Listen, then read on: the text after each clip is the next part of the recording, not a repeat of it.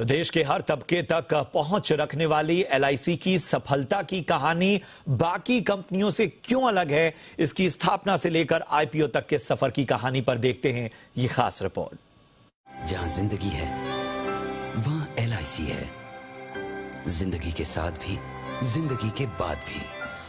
जिंदगी के साथ भी और जिंदगी के बाद भी, और हर पल आपके साथ के स्लोगन के साथ देश के घर घर में इंश्योरेंस का दूसरा नाम कहलाई जाने वाली कंपनी एलआईसी का आईपीओ आ रहा है।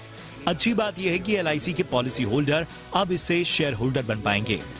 सरकार इसके आईपीओ के जरिए 3.5% हिस्सा बेच रही है। हालांकि सेबी के नियमों में मिनिमम 5% हिस्सा बेचना जरूरी है, लेकिन एलआईसी को सेबी से स्पेशल छूट मिली है। आईपीओ में एलआईसी का वैल्यूएशन 6 लाख करोड़ रुपए तक आया है।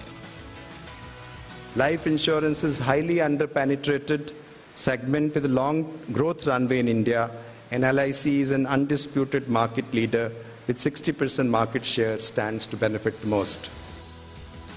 65 साल पहले 1 सितंबर 1956 को एलआईसी एक्ट 1956 के तहत 5 करोड़ की पूंजी निवेश के साथ इसकी नींव रखी गई थी। भारतीय जीवन बीमा निगम यानी एलआईसी के लिए 245 भारतीय विदेशी बीमा कंपनियों और प्रोविडेंट सोसाइटीज का अधिग्रहण कर उनका राष्ट्रीयकरण कर दिया था। देश में आम लोग जब भी पैसा बचाने या फिर इंश्योरेंस खरीदने की सोचते हैं तो सबसे पहले एलआईसी का ख्याल आता है। लोगों में भरोसा है कि एलआईसी में लगाया उनका पैसा कभी डूबेगा नहीं, क्योंकि सरकार की गारंटी है। यही वजह है कि करोड़ों भारतीयों के लिए इंश्योरेंस का मतलब एलआईसी ही है। इतनी बड़ी साइज की कंपनी होने के बावजूद भी एलआईसी का क्लेम सेटलमेंट रेशियो 98.27% है। इसीलिए इंश्योरेंस सेक्टर में प्राइवेटाइजेशन के 22 साल बाद भी एलआईसी 65% मार्केट शेयर के साथ मार्केट लीडर है।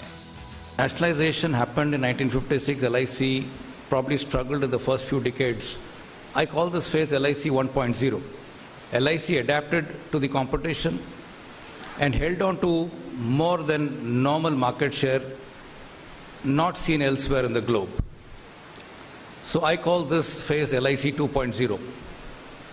And now that the time has come for LIC to be listed, I believe all LICians will work together to make this a huge success.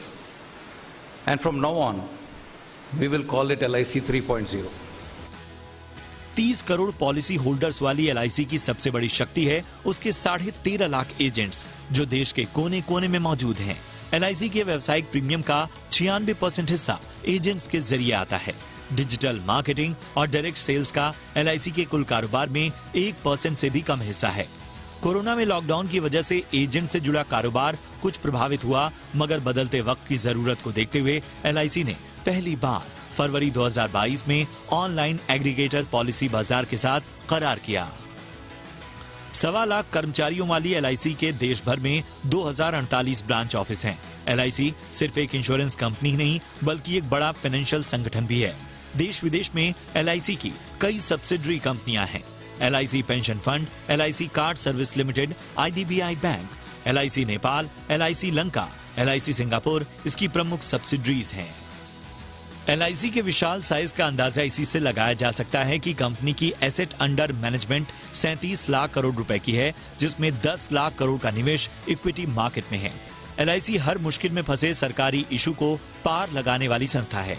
LIC का Reliance industries में 6.13%, इन्फोसिस में 5.67%, IDBI में 49%, ITC में 16.23%, मारुति में 5.26%, TCS में 3.6% हिस्सेदारी है।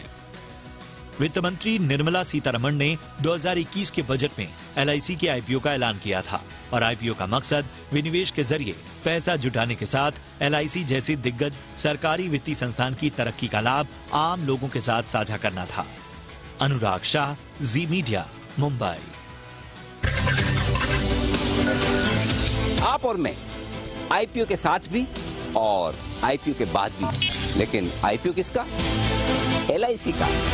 पैसा लगाना है या नहीं, कितने शेयर के लिए लगाना है, किस कैटेगरी में लगाना है और डिस्काउंट कितना मिलेगा और पैसा लगाने की प्रोसेस क्या है, बताएंगे ना सब। एलआईसी आईपीओ की पाठशाला और आईपीओ से जुड़ी सारी रिसर्च देखिए मेरे साथ सिर्फ जी बिजनेस पर, लिस्टिंग के साथ भी और लिस्टिंग के बाद भी।